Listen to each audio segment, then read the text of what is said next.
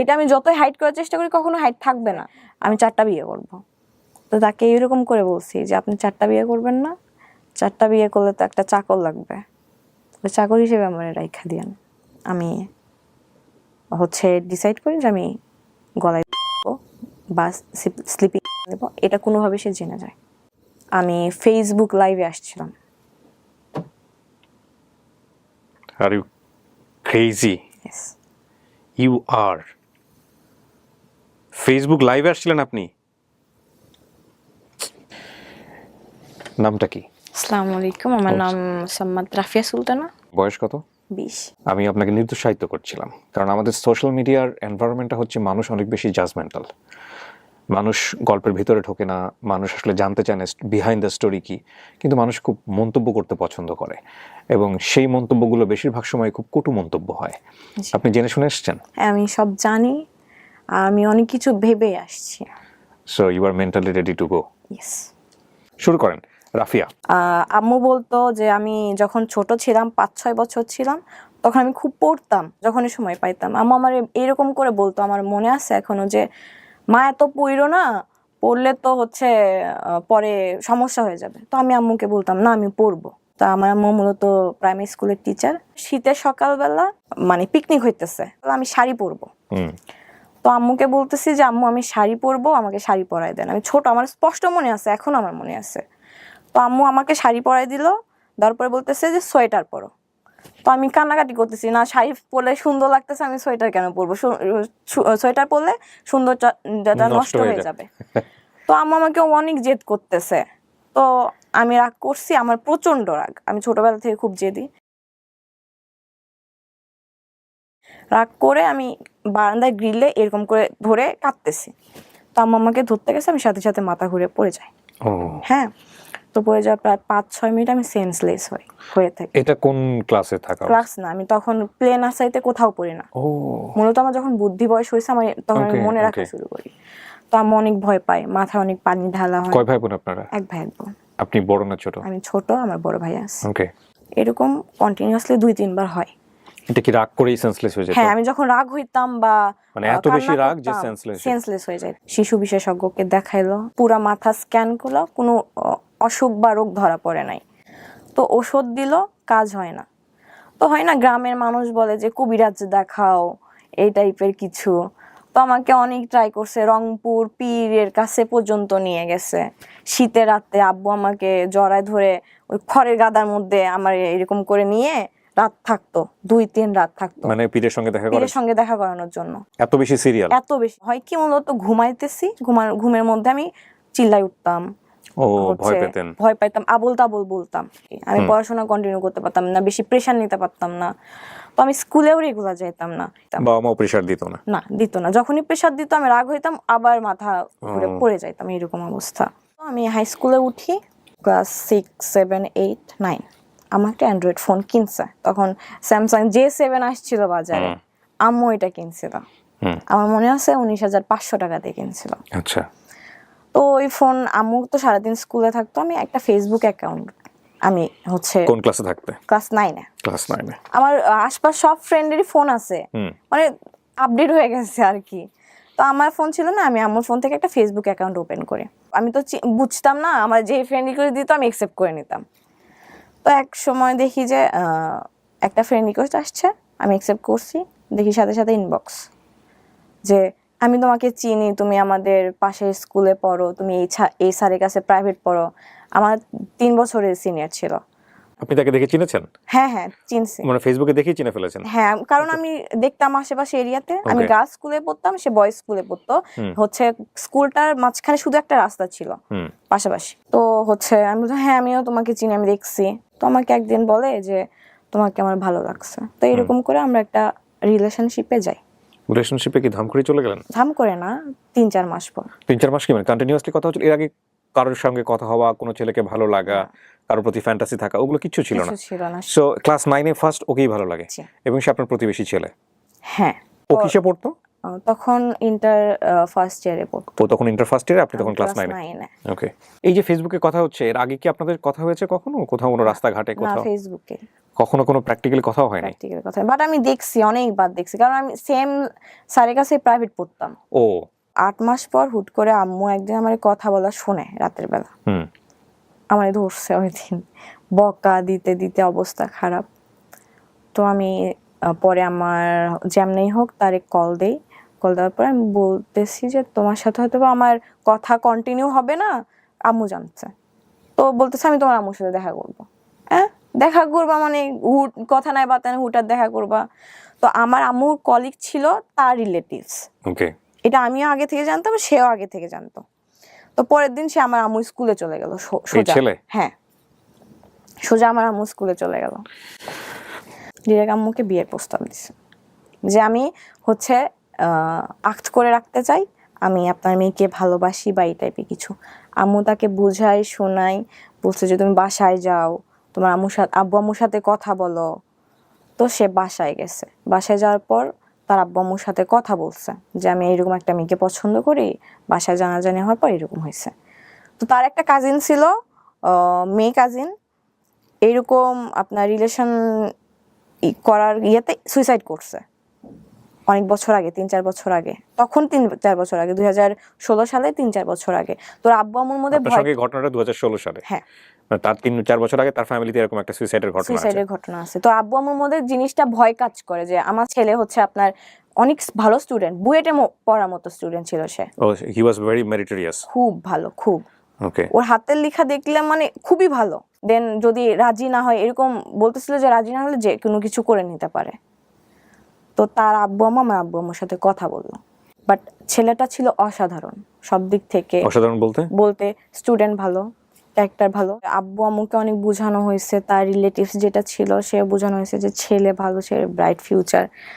আমি জানি না 7 দিনের মধ্যে কি এমন হয়ে গেল, আমাদের ছোট করে একটা কাবিন হইলো 7 সিরিয়াসলি? দিনের মাথায়। আমিও এখন আমি সেন্সে কাজ করে না, আমার আব্বু আম্মুকে কি বোঝানো হয়েছে, তার আব্বু আম্মু কি কথা বলছে, আমার আব্বু আম্মু কি না বলছে। কিন্তু আপনার আব্বু আম্মু আপনাকে কি অ্যাপ্রোচ করছে সেটা আমাকে বলেন। আমাকে আমার কাছ থেকে শুধু বলছে যে তুমি কি ছেলেটাকে পছন্দ করো? আমি অবভিয়াসলি পছন্দ করতাম।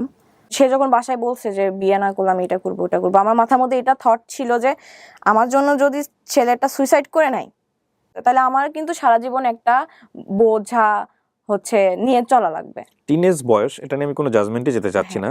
ক্লাস 9-এ অনেক কিছুই সম্ভব, বিকজ ওই জাজমেন্টাল স্টেজটা থাকে না বয়সের জায়গাটা থেকে। কিন্তু বাপ মায়ের ভূমিকাটা এখানে খুব গুরুত্বপূর্ণ, নাম্বার 1। নাম্বার 2 হচ্ছে আপনি যে ছেলেটার সম্পর্কে বলছেন, আপনার কথা যদি সত্য হয়ে থাকে, আপনার মতো করেই বলি, সেটা হচ্ছে ছেলেটা কেবল ইন্টারমিডিয়েটে পড়াশোনা করছে। হ্যাঁ, তখন সে ইন্টার সেকেন্ড ইয়ারে উঠছে। সো তাকে কেন এত মেরিটোরিয়াস বলা হচ্ছে? তার এসএসসি রেজাল্ট কি ছিল? গোল্ডেন। গোল্ডেন। সে হচ্ছে আপনার পুরো মধ্যে র্যাঙ্ক করছিল। র্যাঙ্ক বলতে ওই জেলার মধ্যে কি? হ্যাঁ, জেলার মধ্যে। কারো আইডেন্টিটি ফ্ল্যাশ হোক আমি এটা চাচ্ছি না, সেভাবে গল্পটা আমি এখানে উপস্থাপন করছি। এইরকম একটা মেরিটোরিয়াস একটা ছেলে, যার এত সুন্দর একটা ফিউচার আছে, তার তো নিজের একটা রিয়েলাইজেশন থাকা উচিত বা থাকা প্রয়োজন যে সে আলটিমেটলি এখন এরকম কোনো কিছুর মধ্যে জড়িয়ে যাওয়া মানে হচ্ছে তার এডুকেশন ক্যারিয়ার হ্যাম্পার হতে পারে। এটা বোঝানোর মতো কোনো লোকজন ছিল না সেই সময়টাতে? মানে আসলে আপনার জায়গা থেকে আপনি কিছু জানেন কিনা আমি জিজ্ঞেস করছি। আসলে কিছু জানি না, কোথা থেকে কি হইলো 7 দিন 8 দিনের মাথায়, আমি নিজেও জানি না। আপনার ফ্যামিলিতে আর্লি ম্যারেজ ব্যাপারটা আছে? না, আমি ফার্স্ট। গ্যাপ আপনার পড়ে ভাই গেছিল। তখন বয়স, আপনার বয়সের গ্যাপ আমার কত? ভাই এগুলো বিষয়ে কিচ্ছু জানতো না। কি বলেন? কিচ্ছু না, আমি সেটা পরে আসতেছি, কিচ্ছু জানতো না। আমার একটা বিয়ে, মেয়ের আক্ট হচ্ছে ভাই জানবে না, তার তো ফ্যামিলিতে এটা নিয়ে কোশ্চেন উঠতে পারে। হ্যাঁ, ভাইয়াকে কেন গোপন করা হয়েছে বিষয়টা? এটা হচ্ছে জানি না কেন গোপন করা হয়েছিল, আব্বু আম্মুর ডিসিশন ছিল এটা। ইউ নো দ্যাট, বাট আপনি বলতে চাচ্ছেন না। আপনি বলতে পারেন আমি যে আসলেই জানি না, আপনি আজ পর্যন্ত জানেন না। এখন পর্যন্ত জানি না যে কেন গোপন করা হয়েছে ভাইয়ের কাছ থেকে। এটা কিন্তু একটা বড় মিস্ট্রি হয়ে যাচ্ছে, এবং মিস্ট্রির জায়গা থেকে অনেক ধরনের কোশ্চেন রেজ হবে বিষয়টা। তো ফ্যাক্টটা হচ্ছে এটাই যে আপনার ভাইয়ের বয়স কত ছিল ওই সময়টাতে? ভাইয়া তখন কি করছে ওই সময়টা তুমি? অনার্স সেকেন্ড ইয়ারে। Definitely it's a big question. মানে আপনার ফ্যামিলি যদি এটা গোপন করে থাকে আপনার ভাইয়ের কাছ থেকে, তার মানে এটা আপনার ফ্যামিলি কেন করবে? এটা এটা এটা ইলজিক্যাল হয়ে গেল বিষয়টা। I don't know, actually I don't know. বা আপনি কি এমন কোনো কিছু করেছিলেন ফ্যামিলিতে, বা ও কি এমন কোনো কিছু করেছিল যেটা আলটিমেটলি সবাই খুব টেনশনে পড়ে গিয়েছিল? না, এরকম কিছু ছিল না। Are you sure? হ্যাঁ, সবাই দেখতেছে? সবাই দেখতেছে, আমি জানি। ওকে, এরকম কিছু ছিল না। তারপর ছোট করে তার ফ্যামিলি, তার আব্বু আপনার আম্মু, ভাইয়া তখন কোথায়? ভাই ঢাকায়, তার বাবা মা, আমার বাবা মা, কাজী অফিসে যে ছোট একটা কাবিন করে কাগজ, ওখানে আমি সাইন করি, সেও সাইন করে। এই কি আপনার ছেলের সাথে প্রথম দেখা ফিজিক্যালি নাকি তার না, আগে তার আগে দেখা হয়েছে। তার আগে দেখা হয়েছে? হ্যাঁ, বেশ কয়েকবার দেখা হয়েছে। আমি একটা কোচিং সেন্টারে কোচিং করতাম, কোচিংয়ে যখন ব্রেক দিত তখন কোচিং সেন্টারের পিছনে দেখা করতাম, ওখানে আসতো, গল্প করতাম 2-1 মিনিট বা 5 মিনিট বা 7 মিনিটের জন্য কথা বলতাম, তারপর আবার কোচিংয়ে ব্যাক করতাম। আপনাদের মধ্যে কি এমন কোনো পরিস্থিতি তৈরি হয়েছিল যেটা যে আসলে বিয়েটা বা আক্ত করাটা আসলে খুব জরুরি ছিল? সে পাগল ছিল। প্রেমে পড়লে সবাই পাগল হয়, সেটা অন্য বিষয়। আমি আসলে আপনাকে না, বোঝাতে চাচ্ছি, এছাড়া কোশ্চেন করতে পারবো না এই বিষয়টা নিয়ে, যে এমন কোনো ব্যাপারে আপনারা মুভমেন্টে চলে গেছেন বা না, এমন না, কোনো না। লেভেলে চলে গেছেন যেটা আসলে এরকম কিছু ছিল এরকম না। কিছু না, ছিল না? কিছু ছিল না। ওকে, তখন ছোট মানুষ, এগুলো বুঝতামই না। ওকে। তো তারপর সে কোথাও চান্স পায় না। পাগল ছিল কেন বলছেন? আমি জানি না, সে আমার প্রতি আমারে না পাইলে মরে যাবে এরকম টাইপের ছিল। এটা তো প্রেমে পড়লে সবাই বলে এরকম, হ্যাঁ, তোমাকে ছাড়া আমার জীবন বৃথা, জীবন তোমাকে বৃথা। ছাড়া আমি সকাল বিকাল 2 বার করে মারা যাবো, এরকম কথাও অনেকেই বলে, সেটা সমস্যা নাই। এইরকমই প্রবলেম ছিল। তো তারপর সে এইচএসসি এক্সাম দেয়, এক্সাম রেজাল্ট খারাপ হয়। আক্তের পরে কি হইলো একটু বলেন না? আক্তের পরে তো আপনারা তো বিবাহিত। না, আমরা সেপারেশনে থাকতাম। এটা ডিসিশন ছিল যে সে পড়াশোনা করে এস্টাবলিশড হবে, আচ্ছা, আমি পড়াশোনা করব। তারা যখন একটা বয়সে যাবে তখন বড় একটা অনুষ্ঠান করে উঠাই দেওয়া হবে। হুম, এটা শুধু শুধু 2 ফ্যামিলির মধ্যে গোপন ছিল। হুম, আমি আমার বাসায় থাকতাম, সে তার বাসায় থাকতো, আমরা মাঝে মধ্যে দেখা করতাম, রেস্টুরেন্টে ঘুরতে যাইতাম, এতটুকু অবধি। ওকে। তার রেজাল্ট খারাপ হলেই গ্রেড আসে, খুবই খারাপ। মানে ওইরকম ছেলের থেকে এটা আশা করা যায় না। এই খারাপ হওয়ার পেছনে কে, মানে কারণটা কি? দুইজনেই দায়ী। আমরা সবসময় ঝগড়া করতাম, কম বয়স না, ও। ঝগড়া করতাম, ইফেক্ট পড়তো, সে পড়াশোনা করতো না, কান্নাকাটি করতো। ঝগড়া করার পর আমি ব্লক মারতাম, ফোনে কথা বলতাম না, আমি তাকে বাজে কথাই বকাও দিতাম। এখন মনে হচ্ছে যে না, এটা ভেরি ভেরি ইম্পর্টেন্ট স্টোরি। ওর বয়সী, ওই সময়ের বয়সী যারা টিনেজার তাদের জন্য না, সেই সব বাবা মায়ের জন্যও যারা এরকম ডিসিশন নেন বা নিতে বাধ্য হন। তো বাসা থেকে তো একটা আমার উপরও তো আসবে না যে তোমার জন্য হচ্ছে আমার, লিটারালি তার বাবা বলে যে ওই মেয়ের সাথে হচ্ছে কাবিন করার পর আমার ছেলেটা লাইফ শেষ, আমার মুখের উপর বলা হয়েছিল। হুম, আমিও তখন এসএসসি দেই। হুম। হ্যাঁ, একটা সাবজেক্ট আমার ফেল আসে। কত সালের এসএসসি? 19 সালে। কি নিয়ে ঝগড়া হতো আপনাদের মধ্যে? অন্য কোনো ছেলেরা কেন না, না, ফেসবুকে অ্যাড করছো? থার্ড পারসন নিয়ে ঝগড়া হতো না। তাহলে আমার কোনো ফ্রেন্ড থাকতে পারবে না, ইভেন মেয়ে ফ্রেন্ডও না। আমার একটা ফ্রেন্ড ছিল, ফ্রেন্ডের নাম আমি মেনশন করি। ও অনেক ভালো একটা মেয়ে ছিল, আমাকে বাইরে যাইতে দিত না। ওই ফ্রেন্ড আমার সাথে দেখা করতে আমার বাসায় আসতো, তাও আসা যাবে না। প্রথম প্রথম তো এগুলো অনেক ভালো লাগে প্রেমে পড়লে, হ্যাঁ, এগুলো অনেক ভালো লাগে, তারপরে তো এগুলোই অসহনীয় হয়ে যায়। এগুলো অসহনীয় হয়ে যায়। আপনি কি অত্যাচার করতেন ওর উপরে? বকা দিতাম, জোরে কথা বলতাম, চিল্লাইতাম, অনেক সময় আসতে মুখে যা আসছে আমি ওটা হচ্ছে বলতাম। এটা কি শুধু ফোনে করতেন না বাইরেও করতেন? ফোনে ফোনে শুধু ফোনে শুধু করতেন? শুধু ফোনে। কিন্তু সে চুপচাপ সহ্য করে নিত। আমার উপর কিছু রাইজ করা হয়, এটা আমি নিতে পারতাম না। আচ্ছা, ওই ছোটবেলা থেকে কিন্তু ওর এই প্রবলেমটা আছে, যেটা আমার আপনারা এই শুনেছেন। হ্যাঁ, বাট এমনও হইতো যে আমি গোসলে গেছি, সে আমার ফোন দিছে, আমি ফোন রিসিভ করতে পারি নাই, আমি গোসল থেকে এসে তারে কই ছিল, কার সাথে ছিল? না, না, আমি গোসল থেকে এসে কল ব্যাক করছি যে আমি গোসলে গেছিলাম, হচ্ছে আমি ফোন রিসিভ করতে পারি না। সে বলতো তুমি আমার পারমিশন ছাড়া গোসলে কেন গেছো? সেটাই তো, আপনি কেন গোসল করবেন? আমার আমি আপনাকে একটা কথা বলি, আপনি যে স্টেজের প্রেম করে এসেছেন সেটা তো আমাদের জীবনে কম বেশি গেছে লাইফে। হ্যাঁ, এই রকম বোকামো মানুষের জীবনে আসে। এটা আমরা এই স্টেজে এসে বলি বোকামো, কিন্তু ওই স্টেজে মনে হয় অসাধারণ জিনিস। কিন্তু আমাকে একটু বলেন যে এই লিবার্টিটা সে কেন দিতে চাইতো না আপনাকে? সন্দেহ করতো? হ্যাঁ, সন্দেহ করতো। এটা একটা বিশাল সমস্যা যে কোনো সম্পর্ক। সন্দেহ জিনিসটা অনেক খারাপ। আপনি সন্দেহ করতেন না ওকে? না, আমার তার প্রতি মানে বিশ্বাস আপনার ছিল। কোনো ফল্টই নাই ওর ক্ষেত্রে? আজকে যেহেতু বলতে আসছেন ফল্টগুলো, আপনার ফল্টগুলো বলেন। আমার ফল্ট গুলো ছিল যে আমি একটু ঘুরতে পছন্দ করতাম, ফ্রেন্ডের সাথে আড্ডা দিতে পছন্দ করতাম, সে সেগুলো পছন্দ করতো ওর না। কি নিজের কোনো ফ্রেন্ড সার্কেল ছিল? না, হ্যাঁ, ও মনে করে আমি যেরকম আমার সামনে মানুষটা ওইরকমই হবে। হ্যাঁ, অনেক অসম্ভব মেরিটোরিয়াস মানুষদের কিছু কিছু প্রবলেম থাকে। ও হয়তো লোনলি থাকতো এই সময়টাতে, হয়তো আপনাকে মিস করতেছে, আপনাকে চাচ্ছে, হয়তো আপনি ফ্রেন্ডের সাথে ওই সময়টা টাইম পাস করতেছেন। স্লিপিং পিল খাইছে 10টা। এটা আপনার ফেল করার পরের ঘটনা, আগের ঘটনা? পরের। আপনি এসএসসি তে ফেল করলেন, মূল কথা হচ্ছে এটা, এই ঘটনা। তখন আমি বাসায় বসে, আচ্ছা, তো আমি যেভাবে হোক জানতে পারছি, আমি আম্মু শুধু বলছি যে আমার সাথে চলেন। আম্মু স্কুল থেকে ব্যাক করছে, আমার সাথে চলেন, আমি দৌড় দিছি তার বাসায়। আমি তার আম্মুরে বলতেছি যে নাম মেনশন করলাম না, কই, বলতেছে রুমে ঘুমাইতেছে। রুমে ধাক্কা দিলাম, রুম খুলতেছে না। তো বলতেছে কি হয়েছে মা, কি হয়েছে? বলতেছে আপনার ছেলেও ঘুমের ওষুধ খাইছে। তার বাবা জোরে ধাক্কা দেওয়ার কারণে খুলে গেছে। সে বেডের উপর অচেতন অবস্থায়। মানে সে আসলে আপনার কথা মতো স্টেপ নিয়েছে? হ্যাঁ, বেডের নিচে দেখি 2টা ওষুধের পাতা এবং অনেক একটা কোম্পানির অনেক ভালো একটা ওষুধ, একটা পিল খাইলেই আপনার ভালো মতো ঘুম হয়ে যায়। সে 20টা খাইছে। মানে এটাকে আপনি খেয়েছেন কখনো? আমি খাই নাই গো। তাহলে আপনি বুঝলেন কি করে যে একটা খেলে আপনার? আব্বু বলে। আচ্ছা, ওকে। হসপিটালে বলা হলে ছোট একটা ওয়াশ করা হবে, তো তার বাবা ওয়াশ করতে দিবে না। তো বলতেছে যেমনি হোক ওয়াশ করা ছাড়া কি করা যায় করেন। সারা রাত ছিলাম সেখানে। তারপর এটা ফ্যামিলি পর্যায়ে চলে আসে। ডেফিনেটলি হ্যাঁ, আসাই উচিত। ফ্যামিলির পর্যায়ে চলে আসার পর ওর আম্মু হাউস ওয়াইফ ছিল। এটা চাইতো যে মাঝে মধ্যে আমার আম্মু তাদের বাসায় যাবে, গল্প করবে, সারাদিন থাকবে, আত্মীয়তা। বাট আমার আম্মু সারাদিন জব করে আসে, এমনি তার উপর অসুস্থ। কিন্তু এই ব্যাপারটা তো খুবই ন্যাচারাল না? এটা কিন্তু চাওয়াটা খুব ন্যাচারাল। হ্যাঁ, আপনি চাইতেন ওনার কাছে? আপনার তো হাজবেন্ড। না আমি যেতাম না, আমাদের এইটা ছিল না, কন্ডিশনে ছিল না। কন্ডিশনে ছিল না। সো ডেফিনেটলি এটা তো মানাটা একটা হাজবেন্ডের জায়গা থেকে, একে তো হচ্ছে সে লোনলি একটা পার্সন, তার লাইফটা অন্যরকম।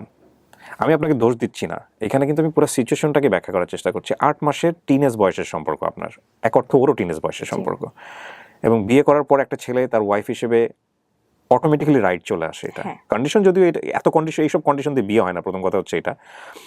তারপরেও করলেন, এবং সে নিশ্চয়ই চাইতো আপনাকে যে তুমি আমার সঙ্গে একটা পার্সোনাল টাইম পাস করো। যখন ফ্যামিলি পর্যায়ে যায়, মাঝে মধ্যে যখন সে থেকে তখন আমি তার বাসায় যে 2-1 দিন থাকবো, সে আমার বাসায় এসে 2-1 দিন থাকবে। এরকম হয়েছে 2-3 দিন গেছি। যার পর আমাদের ঝগড়াটা জোরালো ভাবে লাগছে। এবার একটা ছেলেকে নিয়ে লাগছে। আপনাকে নিয়ে? হ্যাঁ, পাশের গ্রামে একটা ছেলে ছিল। ওই ছেলে আমার নামে অনেক কথা বলতো যে হ্যাঁ এই মেয়ের সাথে আমি প্রেম করি, বিয়ে করার পরও আমার সাথে কথা বলে। যখন তারে বলা হয় প্রমাণ দেখা, সে প্রমাণ দেখায় না। তো ও হচ্ছে ওর ফ্রেন্ডদের মাধ্যমে শুনছে যে তোর বউ হচ্ছে এই ছেলের সাথে কথা বলে, এই ছেলে এগুলা বলে বেড়ায়। তো ওইটা নিয়ে লাগছে। তার এগুলা প্যারা জিনিসটা আমি নিতে পারতাম না। আস্তে আস্তে ওর এগুলো ব্যবহারে তার উপর থেকে আমার মন উঠে গেছিল। তারা প্রস্তাব দেয় আমার আব্বু আম্মুকে যে সে অলরেডি অনার্স 2nd ইয়ারে পড়ে, আমি তখন এসএসসি আবার দিব। প্রস্তাব করে আমার আব্বু আম্মুকে যে এগুলা ঝগড়া ততক্ষণ অবধি না থামবে ততক্ষণ অবধি তারা এক জায়গায় হবে। মানে বিষয়টা হচ্ছে ওদেরকে দুজনকে একসাথে রাখো, ঝগড়া শেষ হয়ে যাবে। ছোট একটা অনুষ্ঠান করে তাদেরকে উঠাই নেওয়া হোক, কিন্তু কন্ডিশন হইতেছে একটা, আমরা আমাদের ছেলের বউকে হচ্ছে পড়াশোনা করাবো না। এটা ওনারাই বলেছে? হ্যাঁ, আমাদের ছেলে বউকে দিয়ে আমরা তো জব করাবো না যে তার পড়াশোনা করা লাগবে। ছেলে মেয়েকে ABCD পড়াতে পারবে, এনাফ। তো এটা আমার গায়ে, আমার আব্বু আম্মুর গায়ে অনেক লাগে। দুজনেই টিচার, কেন পড়াশোনা করাবে না? তারপরে হইতেছিল না তার সাথে আমার মনোমালিন্য সবসময় লেগেই থাকতো। 6 মাস কন্টিনিউ তার সাথে আমার কোনো কন্টাক্ট ছিল না। ডিসিশন নেওয়া হইলো যে আমাদের সেপারেশন হবে, ফ্যামিলিগতভাবে মিউচুয়াল ডিসিশন। বাট সে চাইতো না। তারপরে আমাদের সেপারেশন হয়। সেপারেশন বলতে কি আপনাদের ডিভোর্স হয়? ডিভোর্স কয় বছর পরে হয় এটা, কাবিন হওয়ার? 3.5 বছর। আপনি যে 3.5 বছরের গল্পটা বললেন, এর মধ্যে কোনো বিউটিফুল মোমেন্টস ছিল আপনাদের? হ্যাঁ, অনেক মোমেন্ট ছিল। একসাথে ঘুরতে বের হইতাম, টাইম স্পেন্ড করতাম, রেস্টুরেন্টে খাইতে যাইতাম, এগুলো ছিল, অনেক স্মৃতি ছিল। যখন আপনি সাইনটা করলেন তখন আপনার ফিলটা কি হচ্ছিল? সত্যি বলতে আমার মনে হচ্ছিল যে এটা লাইফে একটা বড় ইফেক্ট পড়বে, বাট আমি যে ডিসিশনটা নিতেছি আমি রাইট ডিসিশন নিতেছি। আপনাকে কেউ ইনফ্লুয়েন্স করেছে ওই সময়টা? ভাইয়া তো ততদিনে জেনে গেছে। হ্যাঁ। তারপরে কি বলেছিল ওনার জানার পরে? আমার সাথে কথা বলতো না। আব্বু আম্মুর সাথে কথা বলা লাগতো, দ্যাটস ওয়াই কথা বলতো, আমার সাথে কথা বলতো না। যদি কোনো দরকারে বাসায় আসতো, সামনে পড়তো, কোনো দরকারে যে রাফি, আমার রাফি বলে ডাকে, চান বা ভাত খাবো আম্মুকে বল, এতটুকু অবধি, কথা বলতো না। ডিভোর্স হওয়ার পর তারপর করোনা আসে, যখন প্যান্ডেমিক সিচুয়েশন, তখন ঢাকা ভার্সিটি একটা ভাইয়া অনেক ভালো টিচার, ওনার ইংলিশ কোর্সে ভর্তি হওয়ার পরে ওই ইংলিশ কোর্সে অন্য একটা ছেলে পড়তো। তো আমরা অ্যাড হওয়ার পর আমাদের কথা হইতো পড়াশোনা বিষয়ে। এটা 2021 সালের জুনের দিকে। তো ছেলেটাকে দেখে আমার ভালো লাগছে। ততদিনে কিন্তু আমি হচ্ছে ওই জিনিসটা থেকে বের হইতে পারছি, বাট ইফেক্ট পড়ে আমার উপর। আমি বলতাম না কখনো। আমি মানে একটা হয় না যে মেয়েরা কেন আগে বলবে, ছেলেরাই আগে বলবে। সে আমার থেকে 10 মাসের ছোট, মেনশন করি, সে নিজেও জানতো সেটা। কোচিং এ একসাথে পড়তেন না, আমি তখন থাকতাম, সে ঢাকায়। আচ্ছা। আমাদের অনলাইনে পরিচয়। ভাইয়ার মেসেঞ্জার গ্রুপে ভাই আপনাদেরকে পড়াইতো? হ্যাঁ, অনলাইনে পড়াইতো। ওই ছেলেও কি আপনারই ব্যাচমেট ছিল? হ্যাঁ, ব্যাচমেট। ফেসবুক গ্রুপ, তারপরে ফেসবুক গ্রুপ থেকে হয় না ফ্রেন্ড লিস্টেও চলে আসে অনেকে, সে আমাকে অ্যাড পাঠায়। কথা হইতে হইতে এমন এমন কথা বলতো যে আমার মনে হইতো এই ছেলেটা মনে হয় আমার পছন্দ করে। আমি একদিন ডিরেক্ট আস্ক করি যে তুমি কি আমাকে পছন্দ করো? তো সে বলে হ্যাঁ। তো আমারও তাকে ভালো লাগতো। 2-3 দিন টাইম নিছি, নেওয়ার পরে বলছি যে আমার লাইফের যেটা আছে আমি পুরোটাই বলছি, যে তারপরে তুমি স্টেপ কি নিবা সেটা তোমার ডিসিশন, কারণ এটা আমি যতই হাইড করার চেষ্টা করি কখনো হাইড থাকবে না। তো সে বলল যে আচ্ছা আমরা ফ্রেন্ড হয়ে থাকি, তুমি আমাকে একটা কথা দাও যে তুমি কখনো রিলেশনশিপে যাবে না, আমিও কখনো রিলেশনশিপে যাব না, আমরা ফ্রেন্ড হয়ে থাকবো, ফিউচারে কি হবে সেটা দেখা যাবে। Okay fine. এটা জুন মাস। সো কত সালে? জুন মাস 2021 সালের। সো প্রথমে এসে আপনাকে প্রপোজ করেছে প্রেমের প্রস্তাব, হ্যাঁ। পরে যখন জেনেছে তখন বলছে ফ্রেন্ড হয়ে থাকি। হ্যাঁ। ওকে। জানি না ছেলেটার প্রতি আমি দিন দিন উইক হয়ে পড়ছি প্রচন্ড পরিমাণে। প্রচন্ড বলতে? প্রচন্ড। তাকে তো সবসময় ভিডিও কলে দেখতাম, ছবিতে দেখতাম, আমার ইচ্ছা করলো আমি তাকে সরাসরি দেখবো। তার গ্রামের বাসা ভোলাতে। তাকে আমি বলি যে আমি তোমাকে দেখবো, তো বলে যে তো আমি তাকে দেখার জন্য ভোলাতে যাই। থেকে ভোলার ডিস্টেন্স 550 কিলো। ও জানতো যে আপনি ভোলাতে যাচ্ছেন? না। এটা কয়দিনের মধ্যে? 2.5 মাসের মধ্যে। 2.5 মাসের মধ্যে? জি। আমি আমার এই ঘটনা কি এটা প্রমাণ করে না যে আপনি বাই ন্যাচারালি অনেক বেশি ক্রেজি? হ্যাঁ, আমার রাগ অনেক, বাট এরকম কারোর প্রতি ক্রেজিনেস বা কারোর প্রতি এত, সেটা ঠিক আছে, হয়তো এরকম কোনো সাবজেক্ট পাননি যেটা এক্সপ্লোর করার মতো, বাট আপনার ক্রেজিনেসটা এই লেভেলে যাইতে পারে সেটার মতো কিছু একটা ঘটেছে আপনার লাইফে এবং সেটা আপনি করেছেন। তো আপনি ধাম করে চলে গেলেন নাকি বাসায় কাউকে জানিয়েছিলেন? না, বাসায় আম্মুকে বলছি যে আমার একটা ফ্রেন্ডের বিয়ে, আমি মিথ্যা কথা বলছি, আম্মুকে মিথ্যা কথা বলি যে আমার হচ্ছে একটা ফ্রেন্ডের বিয়ে, 2 দিন আমাকে সেখানে স্টে করা লাগবে। এদিকে আমি আমার বেস্ট ফ্রেন্ড ছিল তখন, রাহিম, নামটা মেনশন করতেছি, আর আমার চাচাতো ভাইকে নিয়ে একটা প্রাইভেট কার ভাড়া করে রেন্টে করে নিয়ে আপনি শেয়ার করলেন কার সঙ্গে? সো আমার বেস্ট ফ্রেন্ড। সো ওকে আপনি শেয়ার করলেন যে আমি তোমাকে নিয়ে এখন ভোলাতে যাব। আমার থেকে 2 বছরের সিনিয়র, বাট অনেক ভালো। তো যাই, আমার এখনো মনে আছে তারিখটা, 7ই আগস্ট বিকেল 5টায় রওনা দেই আমরা, যে আমরা সকাল 7:30টায় পৌঁছাই ভোলার 0 পয়েন্টে। সে জানে না যে আমি গেছি ওইখানে। তো আমি ফোন দিছি, আমি ভাবছি হয়তো বা ফোন পিক করবে না যেহেতু ঘুমাই, তো করছে পিক, সাথে সাথে করছে। তো আমি বলতেছি যে আমি ভোলার 0 পয়েন্টে, জায়গাটার নাম আমার সঠিক মনে নাই, একদম সদরে। তো শকড। কত ভালোবাসে মেয়েটা। 5 মিনিট পরে কল দিয়ে বলতেছি তুমি কি আসলেই ভোলাতে? তখন আমি দোকানের নাম বলি, জায়গার নাম বলি, তখন আসলে ক্লিয়ার হয়েছে যে আসছে। তুমি যে আসছো, আমি তো 1 ঘন্টার বেশি তোমাকে টাইম দিতে পারবো না। আমার এই কথাটা ফার্স্ট আমার অনেক খারাপ লাগে যে আমি 15 ঘন্টা জার্নি করে আসছি, সে আমাকে 1 ঘন্টার বেশি টাইম দিতে পারবে না। আল্লাহ, কেন হইতেছে এমন আমার সাথে? প্রিয় দর্শক এবং শ্রোতা, এই সময়টাতে কিছুটা কালার ডিস্টরশন হতে পারে বা কালারে কিছুটা চেঞ্জ আসতে পারে, বিকজ আমাদের লাইটের সেট আপটা চেঞ্জ হয়েছে বারবার ইলেকট্রিসিটির লোডশেডিংয়ের কারণে। সো একটু চেঞ্জেস আসতে পারে, এটা একটু চোখে লাগতে পারে, এটা আপনারা কনসিডার করবেন। কিন্তু আপনার প্ল্যান কি ছিল? ওর সঙ্গে থেকে যাবো ওখানে? না, আমার প্ল্যান ছিল আমি দেখা করব, অ্যাটলিস্ট 4-5 ঘন্টা ঘুরবো বা টাইম স্পেন্ড করব। টাইমের কথাটা ওই সময়টা বলাটাও উচিত না, কারণ 10-15 ঘন্টা জার্নি করে গেছে। তারপরে গাড়িতে বসলাম, গল্প করলাম। করোনার জন্য কোনো রেস্টুরেন্ট খোলা ছিল না, কোনো পার্ক খোলা ছিল না। তো আমরা সে আমাকে বললো যে তোমাকে একটা লেকের পাড়ে নিয়ে যাই, চলো। তো সবাই, আমার কাজিন, আমার ফ্রেন্ড, গাড়িতে বসলাম, গেলাম। আর ভোলা না, একটু পরপর মসজিদ, অনেক সুন্দর সুন্দর মসজিদ। আমার এই জিনিসটা অনেক ভালো লাগছে, এত সুন্দর সুন্দর মসজিদ। আমি এটাও বলছি যে আপনাদের হচ্ছে ভোলাতে অনেক সুন্দর সুন্দর মসজিদ, ঢাকার থেকে অনেক। আপনি বলতেন? হ্যাঁ, ওকে। এটা চলে আসছে আমার রেসপেক্টের জায়গা থেকে। ড্রাইভার আঙ্কেল যে, সে বলতেছে যে 5টার ফেরিটা যদি আমরা মিস করি, আমাদের কালকে সকাল অবধি ওয়েট করা লাগবে। তো বলতেছে আমি তোমার সাথে ফেরিঘাট অবধি যাব, অনেক ছবি উঠাই, ভিডিও করি। এখনকার করে না টিকটক, করছি কয়েকটা ভিডিও। টিকটক করতেন আপনি? এখনো করেন? না, তার জন্য ছেড়ে দিছি। এই ছেলেটার জন্য? হ্যাঁ, পছন্দ করতো না। তো তারপরে সে আমার সাথে থাকতে পারতেছে না, তো অনেক আমি বললাম যে আপনি এখান থেকে বাসায় যান। হ্যাঁ, তো সে কোন এক ফ্রেন্ডকে ফোন করলো যে তুই আমার বাসায় একটু ম্যানেজ করিস, যদি ফোন দেয় আম্মু বলিস যে আমি তোর সাথে আছি। তো সে আমাকে বললো যে আমি তোমার সাথে বরিশাল পর্যন্ত যাব, মানে নদীটা পার হইলেই বরিশাল জেলা। তো আমি খুশি হইলাম যে হ্যাঁ অ্যাটলিস্ট যেটা বলছে যে 1 ঘন্টা থাকবে তার থেকে বেশি সময়, সে তো কোম্পানি দিচ্ছে। হ্যাঁ তার জন্য আমি গিফট নিয়ে গেছি 2-3টা টি-শার্ট, একটা ঘড়ি। ওই ঘড়িটা আমি অনেক কষ্ট করে আমি ওই ঘড়িটা ম্যানেজ করছি। সে চকলেট খাইতে পছন্দ করতো, এগুলো নিয়ে গেছি। বলতেছে এগুলো আমি কিভাবে নিয়ে যাবো, আমি তো এগুলো নিয়ে বাসায় ঢুকতে পারবো না, আম্মু অনেক কোশ্চেন জিজ্ঞেস বলতে করবে। তো সমস্যা হবে। হ্যাঁ হ্যাঁ, সুন্দরভাবে বিদায় দিল আমাকে। আমি অনেক মজা নিয়ে আসছি যে তার সাথে অন্তত দেখা হয়েছে আমার। আমি ভোলা থেকে যাওয়ার 8 দিনের মাথায় সে ঢাকায় আসে কলেজে অ্যাসাইনমেন্ট জমা দেওয়ার জন্য। ঢাকাতে পড়তো সে? হ্যাঁ, আমি ভাবলাম আমি আবার যাবো তার সাথে দেখা করতে ঢাকাতে। হ্যাঁ, কি মানে আমি জানি না তখন কি বলছি, যে কোনো একটা বই ম্যানেজ করছে আম্মুকে। আর আমারকে আম্মু কখনো না বলে না, আমার বিকজ অফ ওই ইনসিডেন্টের কারণে। ইনসিডেন্টের কারণে, প্লাস আমি অসুস্থ, যদি আমাকে একটা জিনিস নিয়ে না করে আমি রেগে যাই, রেগে যে যদি আবার মাথা ঘুরে পড়ে যায়, আবার অসুখটা আবার ব্যাক করে, এটার ভয়ে আব্বুকে বলা হয়েছে যে পিকনিকে যাচ্ছি।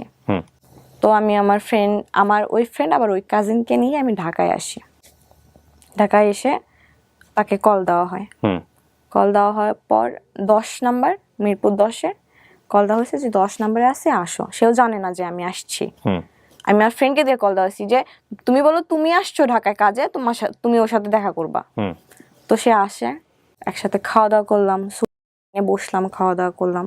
সন্ধ্যার পরে সে হোটেলে আসলো যে চলো তোমাদের হোটেল অব্দি পৌঁছাই দেই, তারপরে ওখানে কিছুক্ষণ গল্প করে আমি চলে আসবো।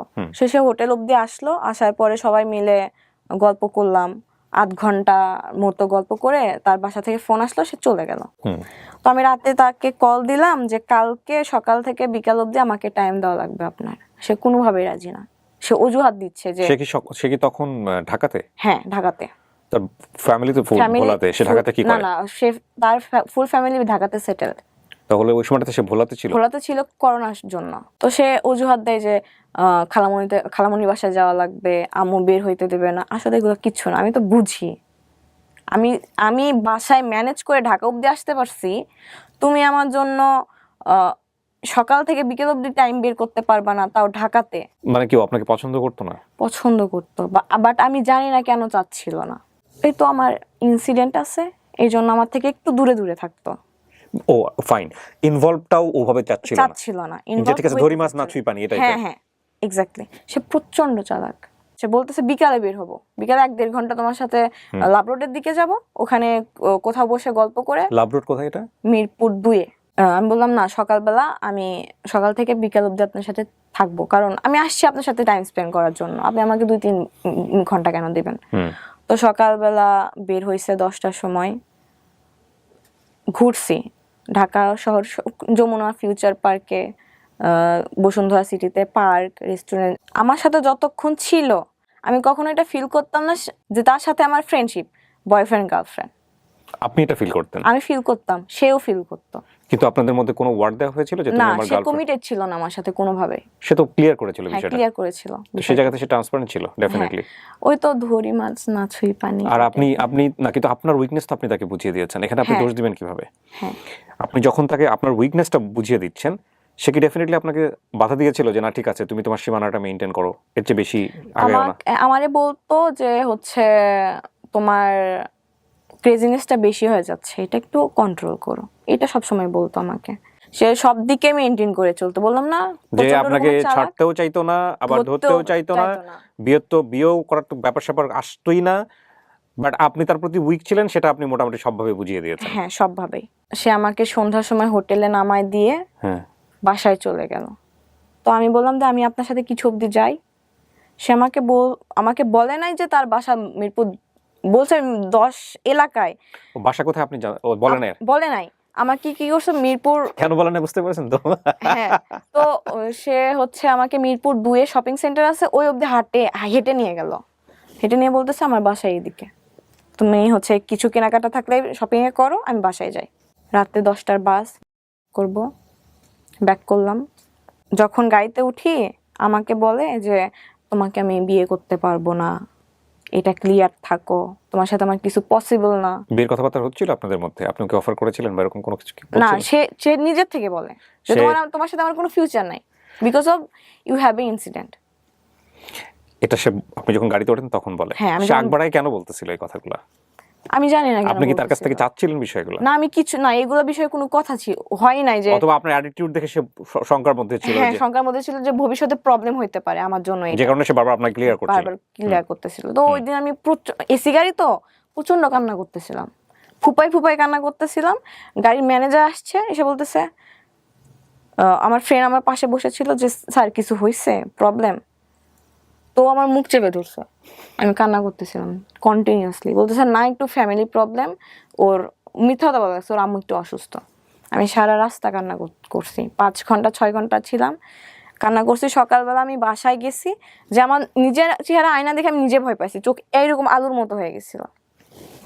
তো তারপর 2 দিন আমাকে সে ব্লক লিস্টে রাখে। ফেসবুকে ব্লক করে দেয়? কেন ব্লক করে দেয়? আপনি কি করতেছিলেন? ওগুলা বলে সে আমার সাথে রাগারাগি করে। ঠিক আছে, বিয়ে করতে পারবেন না, আমি আছি আপনার জন্য। বলতেছে তুমি থাকবা কেন, তুমি তোমার লাইফ গুছাবা।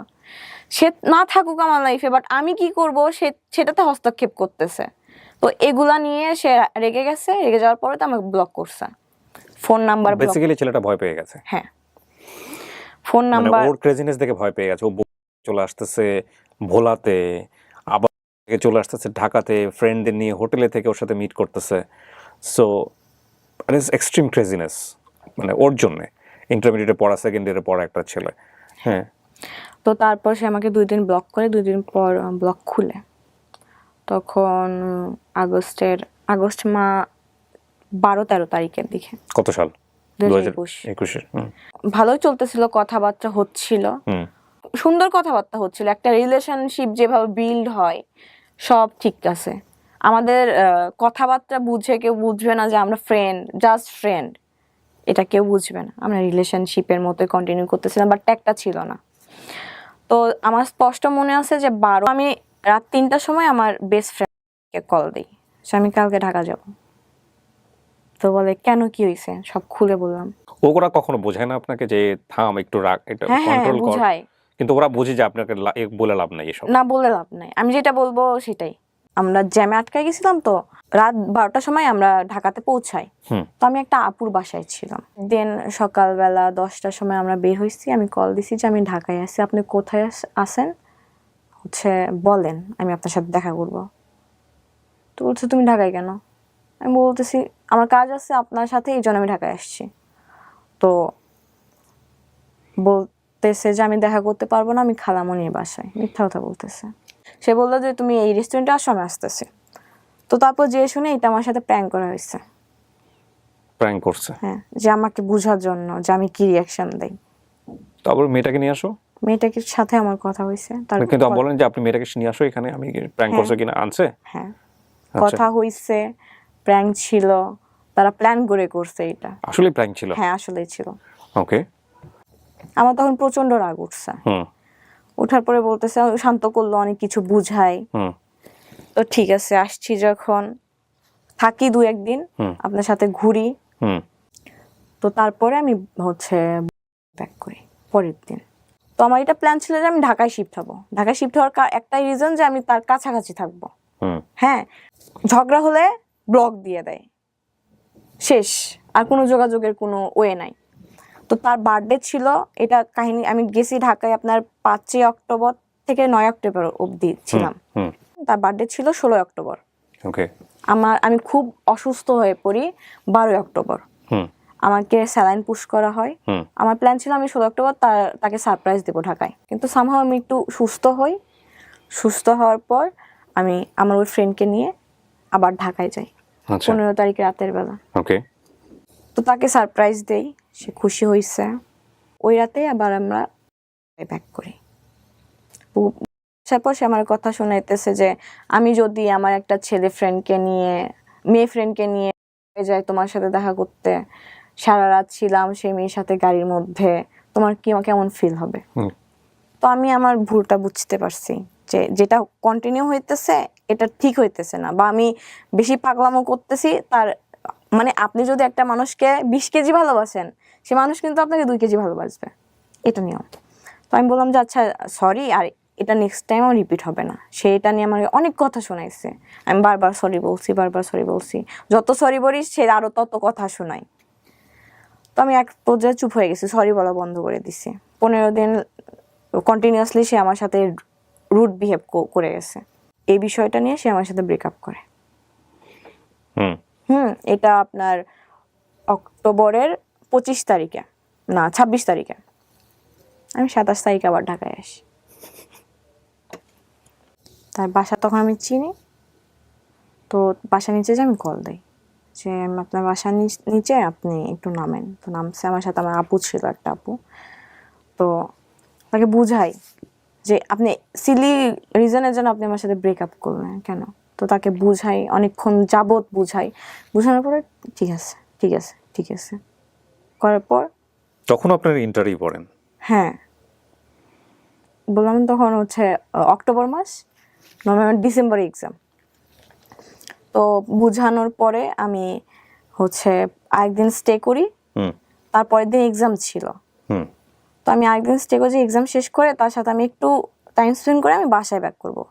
এটা আমি কোনোভাবে আর আব্বুর কান থেকে ইয়ে করতে পারি নাই। আব্বু কান অব্দি চলে গেছে, আম্মু তো এতদিন জানতোই, এখন আব্বু কান অব্দি গেছে। তো আমি বাসায় ফেরার পরে এত মারে নাই আমাকে, মা ছাড়া যা করা লাগছে করছে, রুমের মধ্যে আটকায় রাখছে। বাবা? হ্যাঁ, এটা আমি তার কান অব্দি পৌঁছায় নাই, স্টিল নাও জানে না। এই রেকর্ডিং যদি তার কান অব্দি যায় তাহলে সে জানবে। রুমের মধ্যে আটকায় রাখছে। ডিসেম্বর আমার পরীক্ষা, আমার যেমনি হোক পরীক্ষা দেওয়া লাগবে, বিকজ আমি পড়াশোনা করার জন্যই আমি আগের সম্পর্ক থেকে মুভ অন করছি, ডিভোর্সটা নিছি যে আমার যাওয়া লাগবে, লাইফে কিছু করা লাগবে, পড়াশোনা ছাড়া কোনো মেয়ের গতি নাই, আমি যেটা মনে করি। তো আমি আব্বুকে বুঝাই যে ভুল হয়েছে, আমি আর কোথাও যাব না, আমি ওর ছেলের সাথেও কথা বলবো না। আমার কাছ থেকে ফোন 2 দিনের জন্য নিয়ে নিছিল, আমি আম্মুর ফোন দিয়ে তার সাথে কথা বলি। তারপর ডিসেম্বরে এক্সাম। আমি আব্বুকে বলছি, আম্মুকে অনেকদিন যাবত বলতেছি যে আমি কোচিং করার জন্য ঢাকায় যাবো, কোচিং করবো ফার্মগেট শাখায়। তো আম্মু রাজি ছিল, আব্বু কোনোভাবে আমাকে পাঠাবে না, আমি কখনোই বাইরে থাকি না, বাইরে থাকি নাই।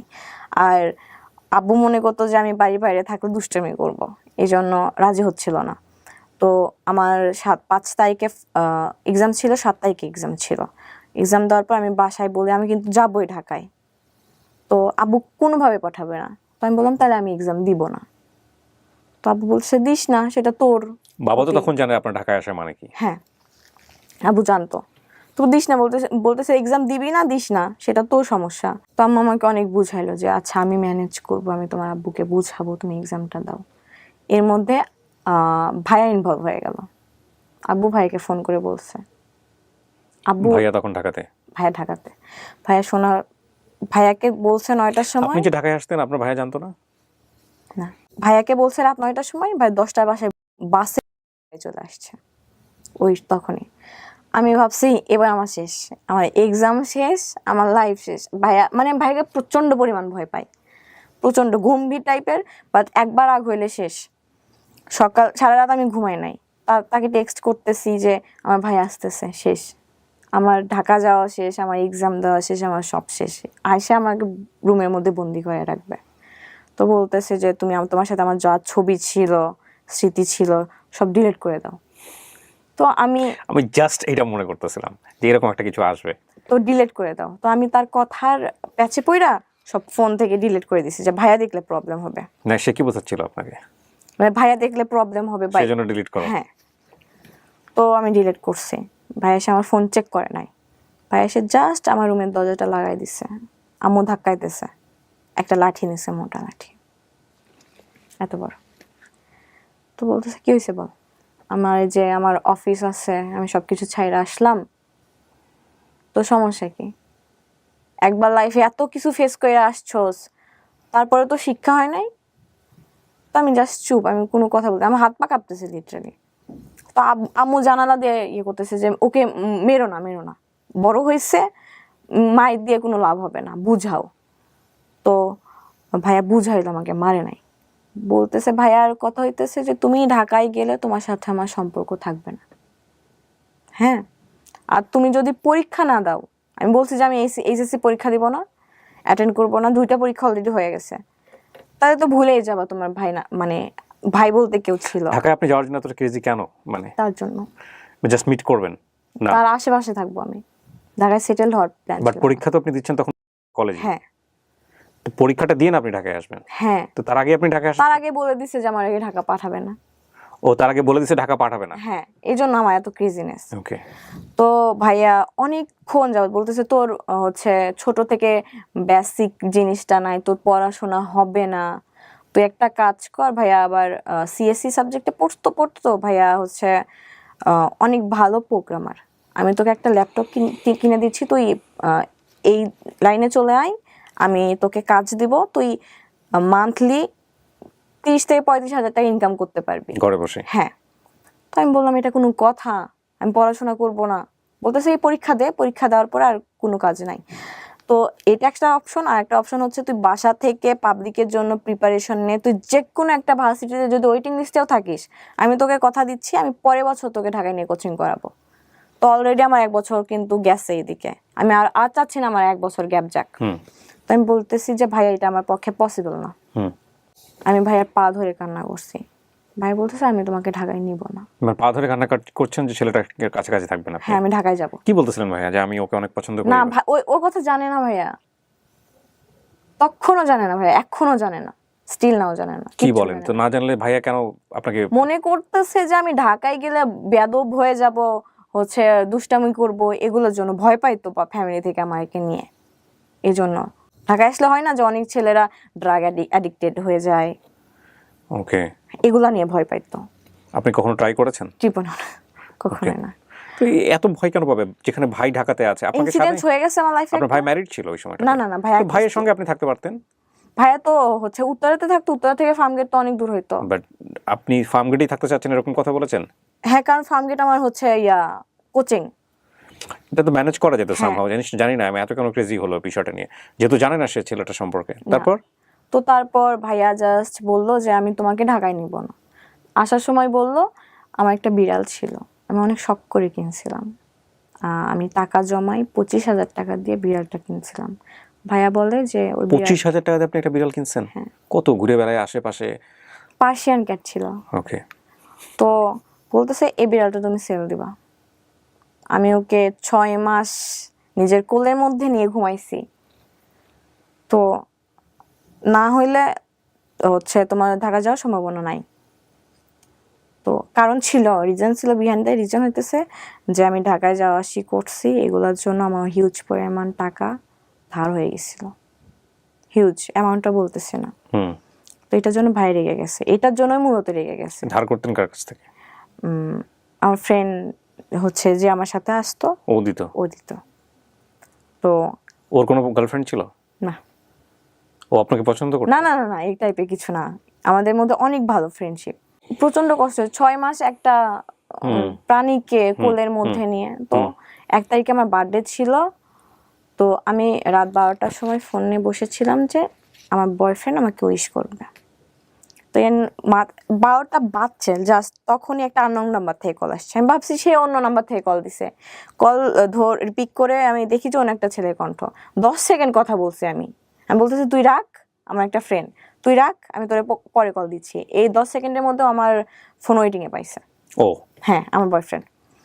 তো ওর কথা হচ্ছে, ওর প্ল্যান ছিল যে ও 1 তারিখে যাবে আমার সারপ্রাইজ দেওয়ার জন্য।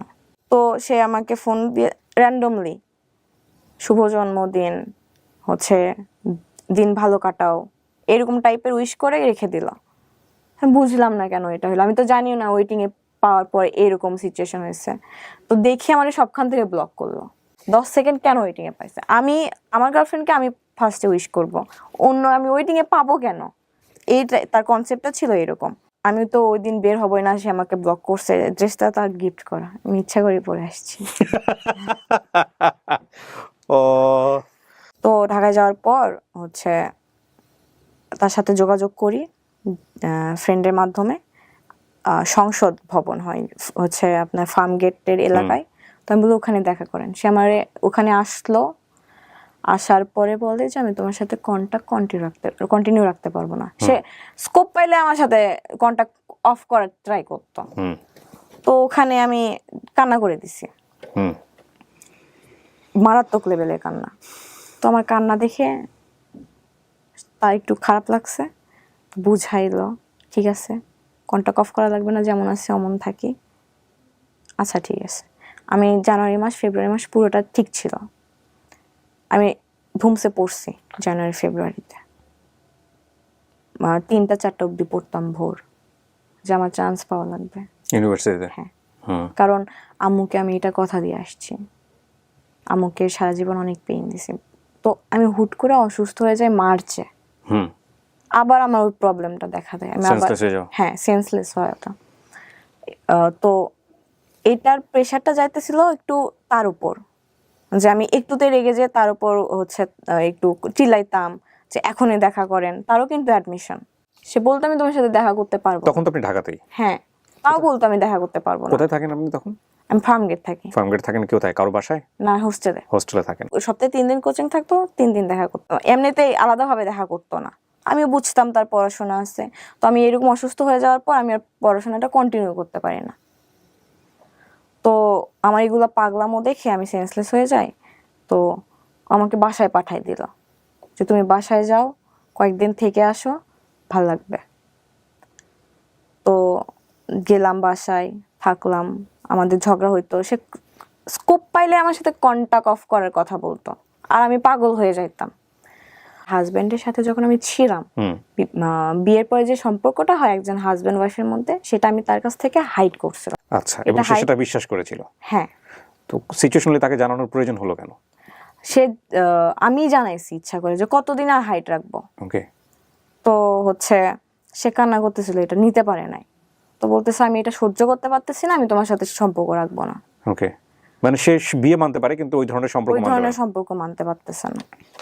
তো সে খুব বাজেভাবে ভেঙে গেছিল ভাইয়া, খুব বাজেভাবে। আমি তার চোখের দিকে তাকাইতে পারতেছিলাম, চোখের এই কোনা পানি আসতো, শুধু পানি পড়তো না, চোখের পানি আটকায় যাইতো। তো আমি তাকে দেখে আমি ভাই এই ছেলে আমাকে ভালোই বাসে না, আবার আমার জন্য এত পেইন খাইতেছে, আমি মানতে পারতেছিলাম না যে সিচুয়েশনটা কি অ্যাকচুয়ালি। কোনোভাবে ম্যানেজ করলাম। আমার একটা ভাইয়া ছিল, আমার কাজিনের বয়ফ্রেন্ড। ভাইয়াটা আমাদের থেকে 3-4 বছরের সিনিয়র। ওই ভাইটা আমাকে জাস্ট বলছে যে এই মানুষটাকে ফিরাই আনছো, বাট আরেকবার যদি কোনো কারণে ভাঙো, এই মানুষটা আর ফিরবে না তোমার কাছে। মানে যে এই মানুষটা যার ফিরবে না, সেটা বয়ফ্রেন্ড সম্পর্কে সে জানলো কিভাবে এটা তার সম্পর্কে?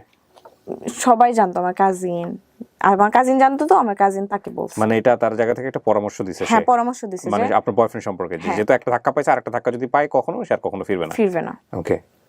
তো তারপরে সবকিছু ভালোই যাইতেছিল। এইচএসসি এক্সামে রেজাল্ট হয়, প্লাস আসবে না, বাট এটা ভেবে নিছিলাম যে একটু পয়েন্ট ভালো আসবে। তো আনফরচুনেটলি আমার পয়েন্ট একটু খারাপ আসে। তো আমি ভাবছি সে আমার সাথে দেখা করতে আসবে। আমাকে একটা জিনিস একটু বলেন তো, আপনার লাইফে যদি দুটো সম্পর্ক না থাকতো, আপনার এসএসসি এবং ইন্টার রেজাল্ট কি এরকম হতো? এবার কন্টিনিউ করেন। তো আমার এগুলো খেয়াল করবেন সবাই আপনারা। হ্যাঁ, তো আমার 4.42 আসে, তার প্লাস আসে। সে আমাকে বলে নাই তার প্লাস আসে যে আমি কষ্ট পাবো যে আমার আসে নাই। তো আমাকে বললো আমি একটু বের হচ্ছি, ফ্রেন্ডের সাথে দেখা করতে যাবো। আমি ভাবছি আমার সাথে দেখা করতে আসবে, আমি তো এক্সাইটমেন্ট যে আসবে দেখা করতে।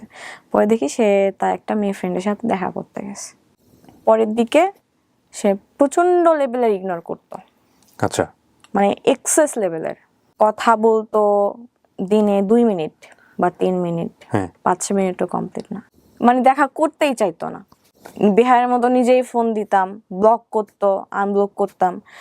লাস্ট রোজার ঈদে এটা বাসায় গেছি, সে আমার সাথে থাকবে না। তো সে আমার সাথে মজা করে বলতো যে আমি 4টা বিয়ে করব। তো তাকে এরকম করে বলছি যে আপনি 4টা বিয়ে করবেন না, 4টা বিয়ে করলে তো একটা চাকর লাগবে, চাকর হিসেবে আমার রাইখা দিয়েন। তো এভাবে বলছে, আমি গায়ে নাই। আমার কাজিন, আমার ফ্রেন্ডরা বলতো যে ও থাকতে চাইতেছে না তোর সাথে, তুই কেন জোর করতেছস? তো আমি বিশ্বাস করি যে মানুষ যেটা চেষ্টা করে ওইটাই পায়।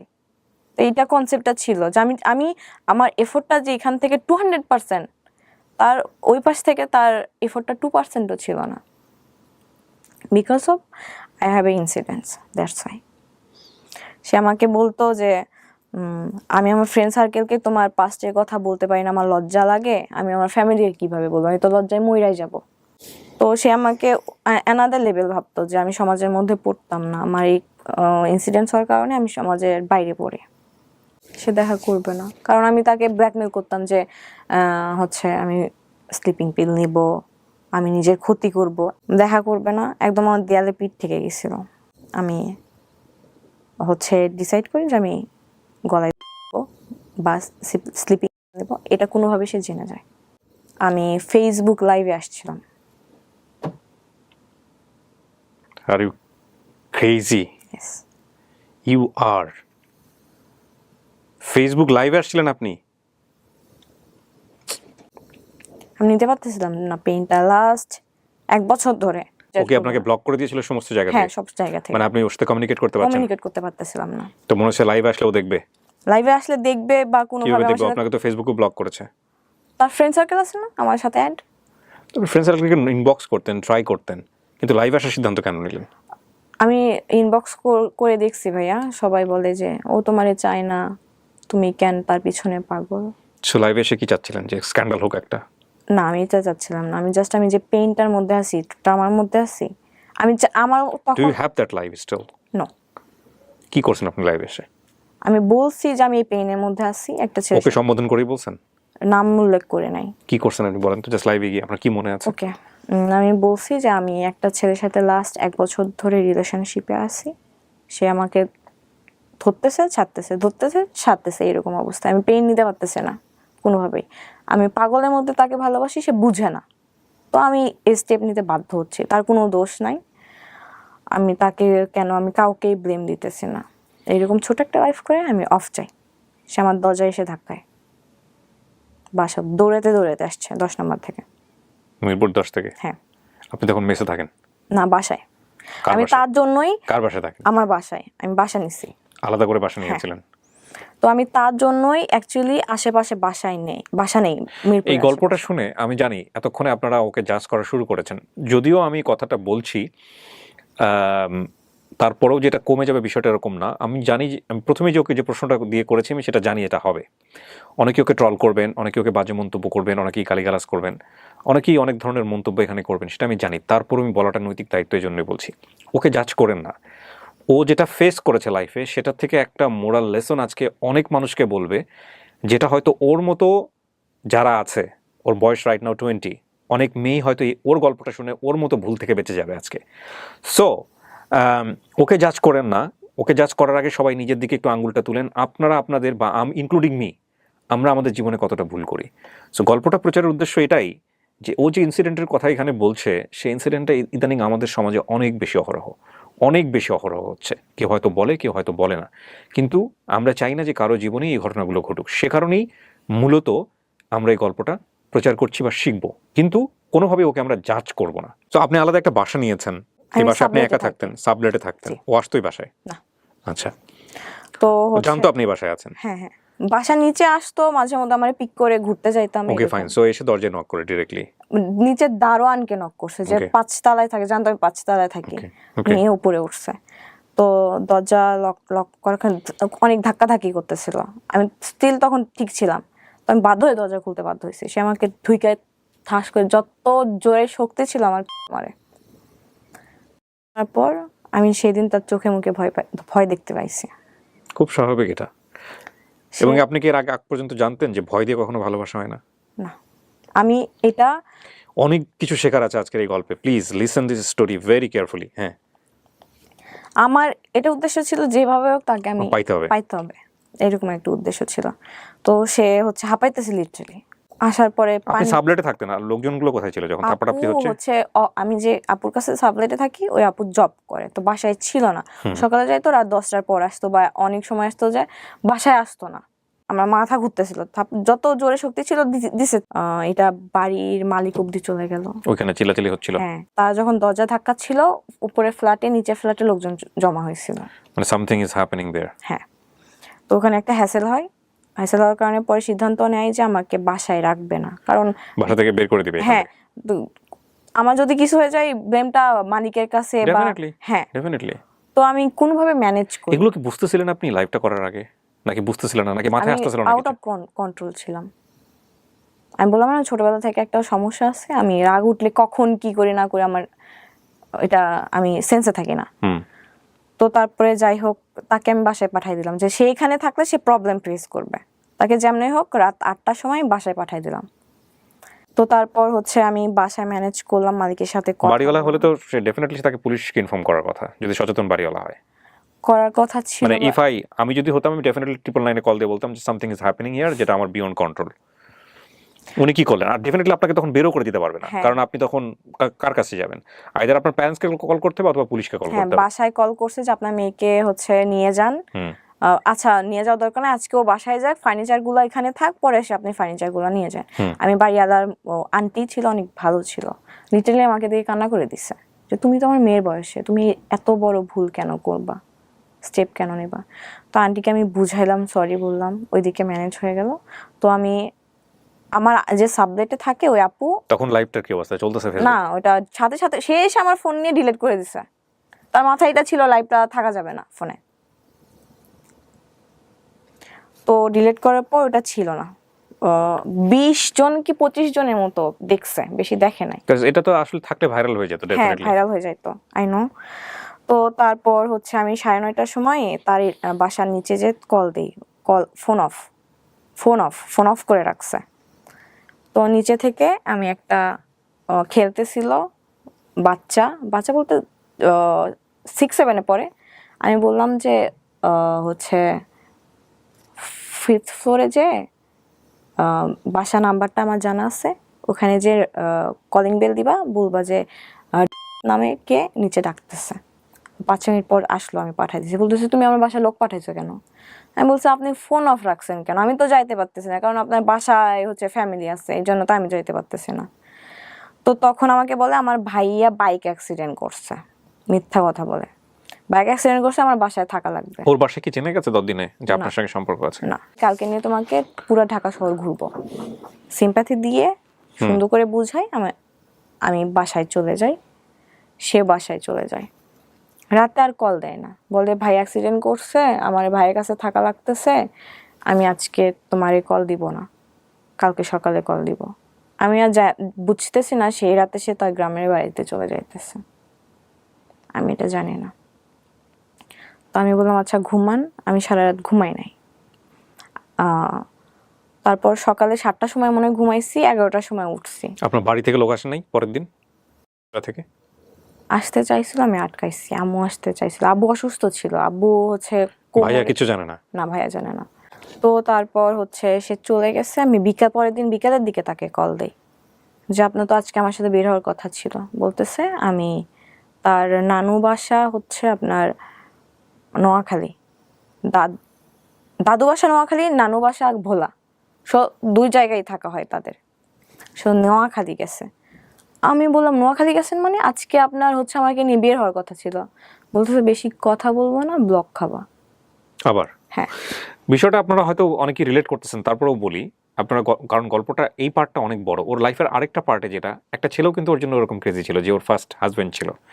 হ্যাঁ, ফার্স্ট হাজবেন্ড মানে কি, হাজবেন্ডই ছিল আলটিমেটলি। পরে তার হাজবেন্ড কেউ হয়েছে কিনা আমি জানি না এখন পর্যন্ত। তো এরপরে যে রিভার্সটা করছে, ও ক্রেজি হয়েছে কারোর জন্য, এটা একটু খেয়াল করেন। মানে ওর লাইফে ওর জন্য কেউ ক্রেজি ছিল এই লেভেলের একটা সময়, এবং সেটা সে বুঝে ওর দিকে যে কোনোভাবেই হোক ডিভিশন দিয়ে ওকে অ্যাচিভ করার চেষ্টা করতেছে। তো তারপর হচ্ছে ব্লক খাওয়া। তো বলতেছে আমি এখন সামনে আমার গুচ্ছর এক্সাম, আমি একটু ঘুমাইতে আসছি এখানে, তুমি আমাকে ঘুমাইতে দাও নাই। এদিকে আমি কতদিন কত রাত ঘুমাই নাই, তার তো কোনো আইডিয়া নাই। তো আমি একটু শান্তি মতো ঘুমাইতে আসছি, আমার সামনে গুচ্ছ এক্সাম, তুমি আমাকে ডিস্টার্ব করবো না। গুচ্ছ এক্সাম? গুচ্ছ কি জিনিস এটা? Varsity exam. গুচ্ছ বলতে এখানে 24টা ভার্সিটি আছে। ও ওকে, এটা আমার সাথে আমি পরিচিত না, রিসেন্টলি বোধহয় হয়েছে। হ্যাঁ, এটা বলে সে আমার ব্লক করে দিল সব জায়গা থেকে। আমি 8 ঘন্টার মধ্যে। এত ব্লক করতে কেন? কারণ আপনি খুব পোক করতে থাকে, জান কি করতেছো, জান কোন জায়গায়, জান এইটা, জান ওইটা বাথরুমে কিনা। কখনোই না, আমি তাহলে ব্লক কেন করতে পারবো? কখনো তার থেকে কৈফিয়ত চাই নাই। কই বাইরে, আচ্ছা ঠিক আছে বাসায় যাও, আমাকে একটু কল দিয়েন। কখনো জানতে চাই না যে বাইরে কি করো তুমি। বাট সময় চাইতেন? হ্যাঁ, সময় চাইতাম। তো ব্লক করলো, আমি 8 ঘন্টার মধ্যে ডিসিশন নিলাম আমি নোয়াখালী যাব। আমি অসুস্থ, 2 দিন হচ্ছে আমি খাই নাই, 2 দিন হচ্ছে ঝামেলা চলতেছে তার সাথে, আমি 2 দিন খাই নাই। আমি খাইছি আপনার কোক আছে না, কোকের উপর আছে আমি শুধু কোক, খাইতেছি। তো আমি একটা সিএনজি রিজার্ভ করলাম, আপনার ইয়াতে চলে গেলাম সায়দাবাদ। এত পরিমাণ তাকে ভালোবাসি যে আমি নিজের পাশে কখনো কাউরে কল্পনা করতাম যে না, বাসে তো সিট 2টা না, আমার পাশে কেউ বসবে এটা আমি মানতে পারতাম না। আমি 2টা সিটই বুক করে নিতাম। তো আমার কাছে টাকা ছিল না, তো আমি আম্মুকে ফোন করে বললাম যে আম্মু আমার সাইকিয়াট্রিস্ট দেখানোর কথা ছিল। ওকে, সো ফ্যামিলি থেকে সাইকিয়াট্রিস্ট দেখানোর কথা হচ্ছে। হ্যাঁ, আমার এগুলো ক্রেজিনেস দেখে আম্মুকে বললাম আমি ডক্টর দেখাবো, আমাকে টাকা পাঠান। সো আপনি রাজিও ছিলেন? হ্যাঁ, কারণ এটা আমার দরকার। আপনি বুঝতেছিলেন যে এগুলো আপনার প্রবলেম হচ্ছে, হ্যাঁ। এবং আপনি 8-10 জনের মতো না। না, আমি ডিফারেন্ট, এটা আমি বুঝতেছিলাম যে আমাকে প্রবলেম করতেছে, এখান থেকে আমাকে হচ্ছে মুভ অন করা লাগবে। এটার জন্য ডক্টরকেও যদি দেখানো হয় আমি দেখাবো। তো আম্মুকে বললাম আমি ডক্টর দেখাবো, আমাকে টাকা পাঠান। মিথ্যা কথা বলছি। এই টাকা দিয়ে আপনি নোয়াখালী যাবেন? হ্যাঁ, আমাকে 5,000 টাকা পাঠাইছে। আমি টাকা গেছি, সারা রাস্তা আমি তার সাথে কন্ট্যাক্ট করার চেষ্টা করতেছি, পারতেছি না। নোয়াখালীর অ্যাড্রেসটা জানতেন? জানি না কোথায় থাকে, আমি শুধু জানি নোয়াখালী সদরের আশেপাশে থাকে। আমি ওখানে গিয়ে কি করবেন? মাইকিং করবেন? এই মধ্যে যদি আমি তার সাথে কন্ট্যাক্ট করার চেষ্টা করি, সে তো অবশ্যই যদি জানে যে আমি নোয়াখালী যাইতেছি, তার তো অবশ্যই এটা না যে নোয়াখালী আসতেছে, অন্তত দেখা করব আমি। জানাবেন কি তার ফ্রেন্ডদেরকে? হ্যাঁ, ফ্রেন্ডদের মাধ্যমে। তো আমি তার একটা ফ্রেন্ডকে ফোন দিলাম, তো ব্যস্ত বলতেছে। আমি মনে করলাম ব্লক করে দিছে ওর ফ্রেন্ড আমাকে। তো আমার সামনে সিটে একটা আন্টি বসছিল, আন্টির কাছ থেকে ফোন নিলাম আমি যে আন্টি একটু কথা বলবো, আমার ফোনে টাকা নাই। তো ওইখান থেকে তার ফ্রেন্ডকে একটা ফোন করলাম যে ভাই আপনি কি আমাকে নাম্বারে ফেসবুকে ব্লক করছেন? বলতেছে হ্যাঁ। কেন করছেন?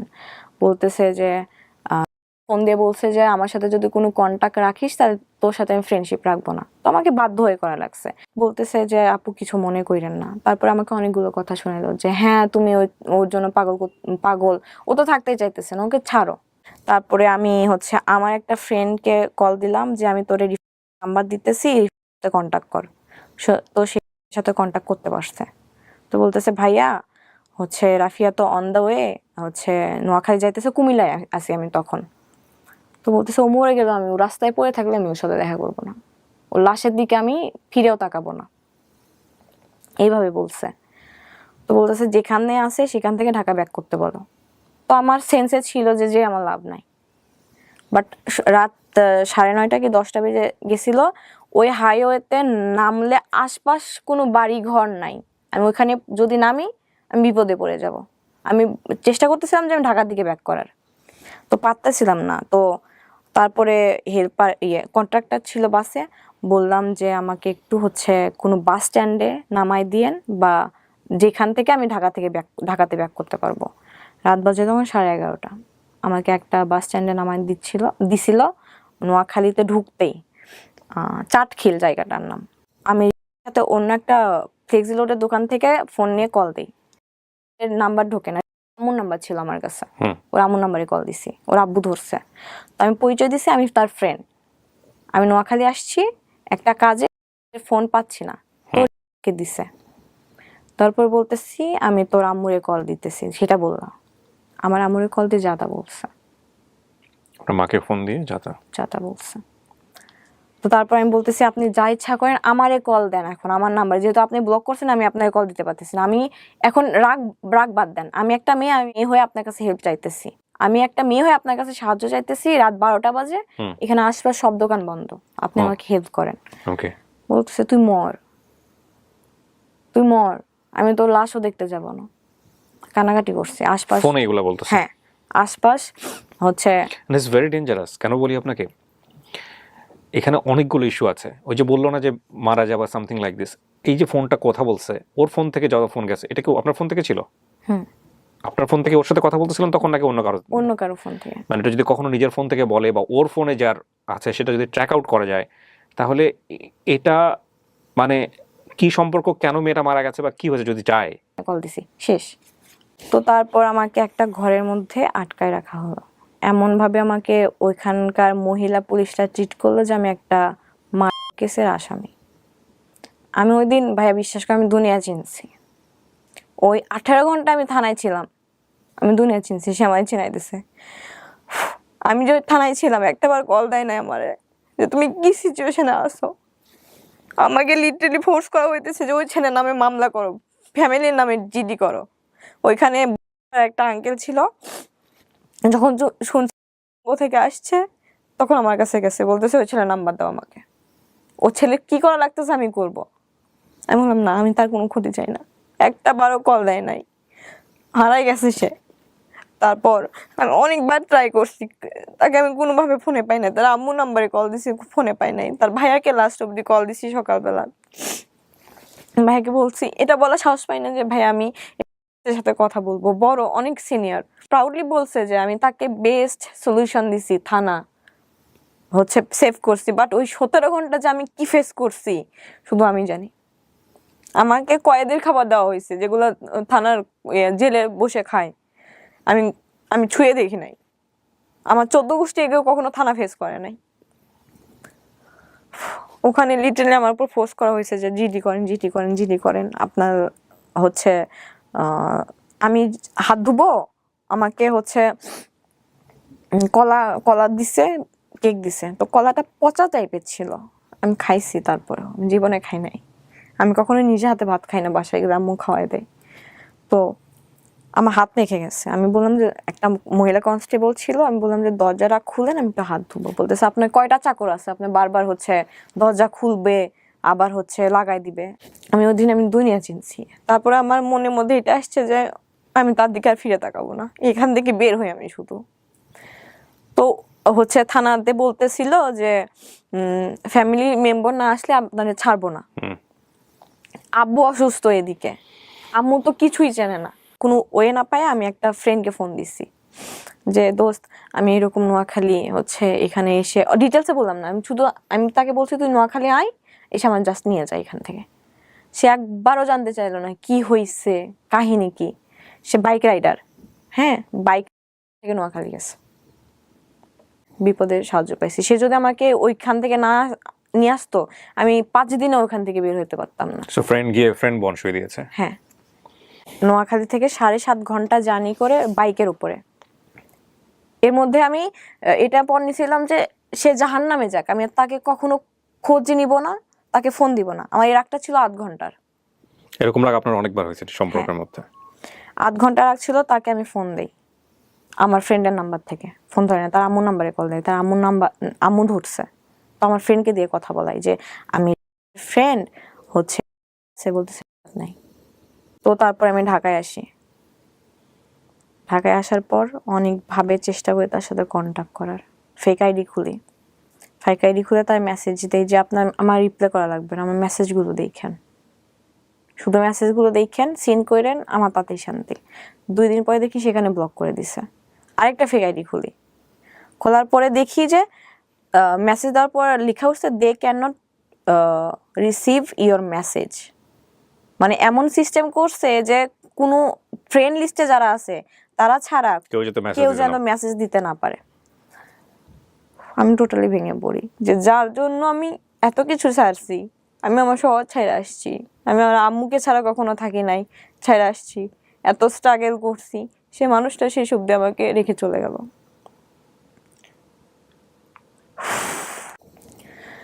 ফ্রেন্ডদের নাম্বার থেকে ট্রাই করি, আমার যে রুমমেট এখন তার ফোন থেকে ফোন করি। বেশ কয়েকদিন আগে আমার কণ্ঠ পেয়ে ফোনটা কেটে দেয়। সে কোনোভাবে আমার সাথে ইনভলভ হইতে চায় না, চলে গেছে। সেই সুযোগটা খুঁজতেছিল অনেকদিন যাবত। পুলিশ কেসের পরে কি আর যোগাযোগ হয়েছে? না। থানার পরে আর যোগাযোগ হয় না। থানার ঘটনাটা কবে? থানার ঘটনাটা 30 জুন। 30 জুন। আজকে আমার যে রেকর্ডিং টাইম সেটা হচ্ছে 21 জুলাই। 20 দিন 21 দিন আগের ঘটনা। তারপর আমি বাজেভাবে ভেঙে পুলিশ স্টাফ আছে না, সাইকিয়াট্রিস্ট, বাংলাদেশে বড়, ওনার কাছে আমি দেখাই। উনি আপনাকে কি সমাধান দিয়েছে?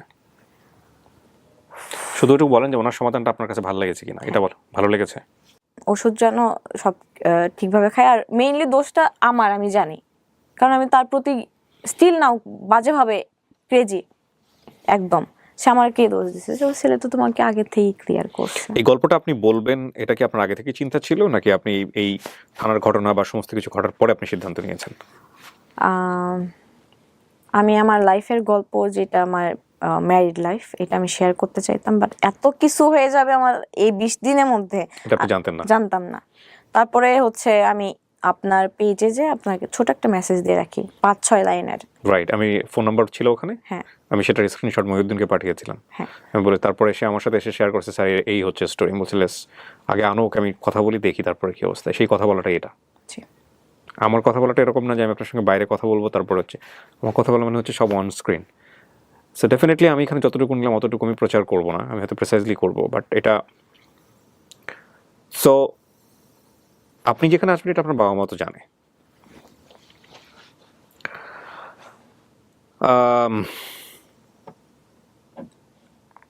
খুব কমন প্রশ্ন, কেন বললেন গল্পটা? নিজেকে সান্ত্বনা দেওয়ার জন্য, মোট কথা এটা যে আমি বলে আমি শান্তি পাইছি, এটাই আমার অনেক। ঠিক আছে, বাট শেখার মতো কি আছে? আপনি কি শিখেছেন? আমি শিখছি যে কাউকে লাইফে অন্ধবিশ্বাস করতে নাই, প্লাস লাইফ কারোর জন্য কখনো থেমে থাকে না।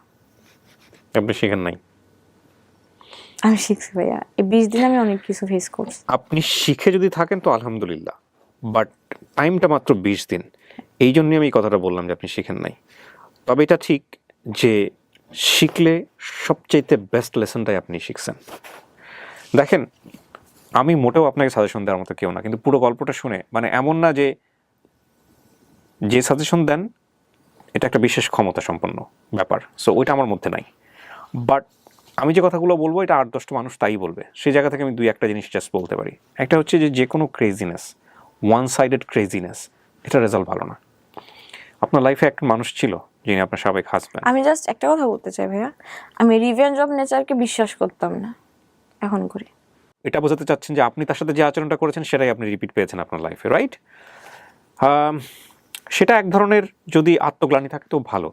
কোনো পরামর্শ কি দিতে চান যারা আপনার মতো এই যে আছে, এই এসএসসি ইন্টার পড়ুয়া টিনেজার ছেলে মেয়ে যারা আছে? আমি এতটুকুই বলতে চাই যে লাইফে আজ যা কিছু হোক, জোর করে কোনো কিছু পাওয়া যায় না ভাইয়া। জোর করে আজ যাই হোক, একটা সম্পর্ক কখনো টিকানো যায় না, একটা সম্পর্ক বিল্ড আপ করা যায় না। যে ছেলেটার কথা আপনি বারবার বলেছেন আজকের অনুষ্ঠানে, যদি কালকেই আপনার সামনে আসে আপনি তো কালকেই গলে যাবেন। জীবনেও না, আমি স্ট্রং হয়ে গেছি, এনাফ স্ট্রং। আমি তাকে স্টিল ভালোবাসি, ভালোবাসাটা ভালোবাসার জায়গায়। সে আমার কাছে আসলে আমি হয়তোবা তাকে আর কোনোদিন accept করবো না, কারণ আমি তাকে আর সুযোগই দেবো না আমাকে আঘাত করার। সে যে আসবে, আচ্ছা আমাকে সুন্দর করে কথা বলো, সে যে সেকেন্ড টাইম আর এই কাজটা আমাকে আবার আঘাত দিয়ে চলে যাবে না, তার কি গ্যারান্টি? কিন্তু আপনি তো আঘাত পেতে ভালোবাসেন। আঘাত প্রেমিকরা আঘাত পেতেই ভালোবাসে। এইটাই তো সবচেয়ে বড় সমস্যা। তো আঘাতের একটা লিমিট থাকে, যাই হোক লিমিটটা ক্রস করে গেছে, বাট সেটা সম্পূর্ণই আমি বলবো আপনার বোকামি। হ্যাঁ, আমার বোকামি। আপনি শুধুমাত্র তার সঙ্গে কথা বলার জন্য ভোলায় চলে যাচ্ছেন, কথা বলার জন্য ঢাকায় চলে আসতেছেন, কথা বলার জন্য আপনি নোয়াখালীতে চলে যাচ্ছেন, ওটা একবার আপনি চিন্তা করতেছেন না যে এখানে যদি একটা বড় ধরনের অকারেন্স হয়ে যায়, এই অকারেন্সটা শুধু কি আমি সাফার করবো নাকি আমার বাবা মাও সাফার করবো? আব্বু মুসাফির। And this people are not guilty, তারা কিন্তু নিরপরাধ, তাই না? তাদের উপর, হ্যাঁ। আপনি জাস্ট একটু চিন্তা করেন তো, 20 ইয়ার্স আপনি নিজে মা হন, আমি দোয়া করি আপনি খুব বিউটিফুল মাদার হবেন ভবিষ্যতে ইনশাল্লাহ। বাট এই 20 বছরে লাস্ট 2-3 বছরের বিয়ে শাদী বা এগুলো নিয়ে তারা মেন্টালি কি পরিমাণ সাফার করছে, এটা তাদের কাছে যদি আপনি জিজ্ঞেস করেন, আজকের এই গল্পটা শুনে অনেকেই আপনাকে ছিসি করবে, অনেকেই আপনাকে বকাবান্দি করবে, বাট এই দুটো মানুষের কাছে আপনার আশ্রয় হবে, তাই না? তো এই দুটো মানুষকে নিয়ে কি কখনো চিন্তা করছেন যে লাস্ট এই 5-7 বছরে কি হবে? এখন করি, ট্রুলি বিলিভ করি যে শেষ পর্যন্ত আব্বু আম্মু ছাড়া পাশে কেউ থাকে না। এখন বিশ্বাস করি এটা, যে হাজার ভালোবাসা জীবনে মানুষ আসবে যাবে, বাট যে কোনো বাজে সিচুয়েশন পড়লে আব্বু আম্মুই আগে। আমি বলতেছি না যে ভাই বোনও থাকে না আব্বু আম্মু ছাড়া। দুটো জিনিস কখনোই স্যাক্রিফাইস করা উচিত না, একটা হচ্ছে ক্যারিয়ার আর একটা হচ্ছে এডুকেশন। এই দুটো জিনিস ক্ষতি যদি করে কেউ, তাহলে করতে পারে এমন কোনো জায়গাটা থেকে যেই জায়গাটায় আপনার অনেক বড় ঋণ আছে। লাইক বাবা মার একটা অসুখ হয়ে গেছে, ওই সময়টা বাবা মার পাশে না থাকলে বড় ধরনের একটা দুর্ঘটনা ঘটে যাবে, আপনার বাসায় কেউ নাই, আপনি তার পাশে দাঁড়িয়ে আছেন, এতে আপনার পরীক্ষা খারাপ হচ্ছে, এটা আপনি সারা জীবন কনসিডার করতে পারবেন যে না, আমি আমার লাইফের বেস্ট সার্ভিসটা, বেস্ট টাইমটা আমার বাবা মাকে দিছি, ওটার জন্য আপনার কখনো গ্লানি হবে না। কিন্তু এইটার জন্য গ্লানি আছে, যে প্রশ্নটা আমি আপনাকে প্রথমেই করতেছিলাম, যে আপনার এসএসসিতে আপনি ফেল করলেন একবার, সেটা ওই প্রথম সম্পর্কের কারণে, পরবর্তীতে ভালোভাবে রেজাল্ট হলো না, আপনি নিশ্চয়ই এত খারাপ স্টুডেন্ট ছিলেন, পড়াশোনার জায়গাটা নষ্ট করে দিয়েছেন, আমি অনেক দূর যেতে পারতেন। আপনি এখন যেখানে পড়াশোনা করছেন তার চেয়ে অনেক বেটার জায়গায় থাকতে পারতেন না? তবে এটা ঠিক যে রাফিয়া, আমার মনে হয় যে গোছানোর সময় এখনই শেষ হয়ে যায়নি। You are right now 20 only. হ্যাঁ, জীবনের সবচেয়ে গোল্ডেন টাইমগুলো পড়ে আছে। বেস্ট মানুষকে আসার সুযোগ দিতে হয় এবং সেজন্য নিজেকে রেডি করতে হয়। হ্যাঁ, তো সেই কাজটা করেন। প্রেম জীবনে বহু আসবে, বহু চলে যাবে, কিন্তু জীবন যদি প্রেমের জন্য চলে যায় তাহলে কিন্তু বিপদ। হ্যাঁ, আরেকটা জিনিস আমি বিশ্বাস করি ব্যক্তিগতভাবে, সেটা হচ্ছে যাকে আপনি লাভ করেন সে যদি আপনাকে ভয় পায়, আপনার অ্যাক্টিভিটিস দেখে, কোনো কিছু দেখে ভয় পায়, সে আপনাকে কখনোই লাভ করতে পারবে না। যদিও কখনো করে, ভয়ের জন্য করবে। আইদার তার প্রেস্টিজ বাঁচানোর জন্য করবে, অথবা তার সামাজিকতার কথা চিন্তা করে করবে। ওই মানুষটাকে আপনি রিয়েল মানুষ, যে মানুষটা চান, সেই মানুষটা পাবেন না।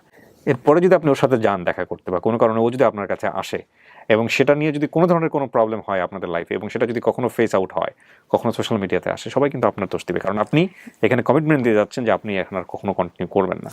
আমি জাস্ট এতটুকুই বলবো যে আমি তাকে ছায়া দিছি, দুনিয়া দেখে আসুক। না, এটা আপনার তার প্রতি ফিলিংস আছে বলে বলতেছেন। আপনি তাকে গিভ আপ করছেন, তারপরে পৃথিবীটা কি করবে না করবে সেটা তার। সে আপনার চেয়ে ভালো মেয়ে পাইতে পারে হ্যাঁ, তার জায়গা থেকে। এটার জন্যই চলে গেছে হয়তো। এই যে আপনি স্টিল তাকে অনেক মিস করেন, সেজন্য এই ধরনের কথা বলতেছেন। বাট আপনি যদি কাট আপ করেন, তারপরে তার জায়গাটা অন্ধকার, ওটা নিয়ে কোনো মন্তব্যই করা উচিত না আপনার। ওইটার জন্য আপনি স্টিল রেডি না? রেডি হওয়াটা জরুরি। রেডি হব, ইনশাল্লাহ খুব তাড়াতাড়ি হব।